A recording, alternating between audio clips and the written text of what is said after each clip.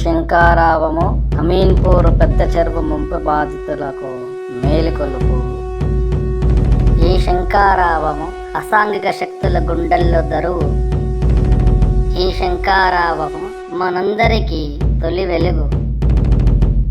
పెద్ద చెరువు ముంపు బాధితుల జేఏసీ సభ్యులందరికీ శుభోదయం. New Rajarajeshwari colony welfare association వారు ఈ నెల 9వ తారీఖున మన జేఏసీ కార్యాలయం నందు తమ జనరల్ బాడీ మీటింగ్ ఏర్పాటు చేసుకున్నారు.